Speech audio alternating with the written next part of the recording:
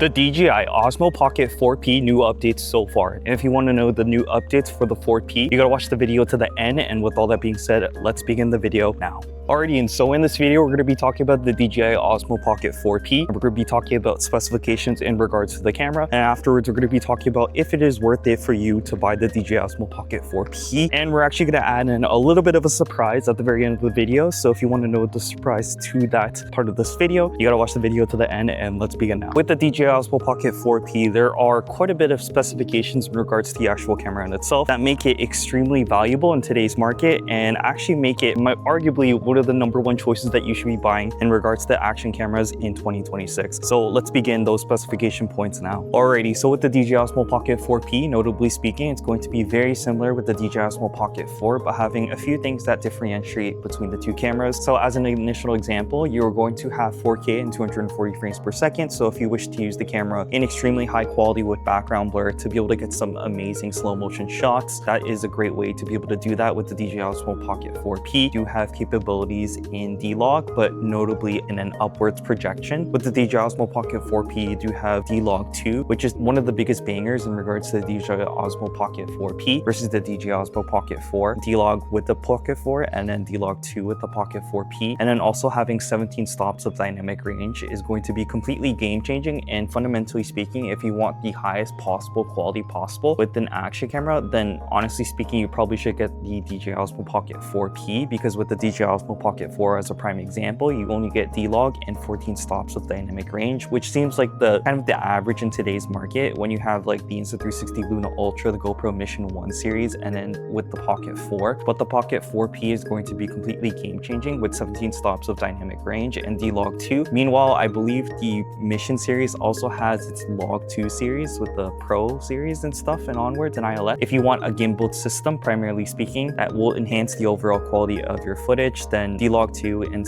17 stops of dynamic range is going to be king alongside with the DJI Osmo Pocket 4P. Similarly enough, you're going to have increased audio channels. You're also going to have compatibility with the microphones because it is the same ecosystem. I'm currently using the DJI Mic Mini 2, and you can cross-compatibly use that without a transmitter or receiver of any kind too, which is great. And then also you do have looseless zoom, which has kind of been a problem here on the action camera space and sphere of things for a little bit in a while now.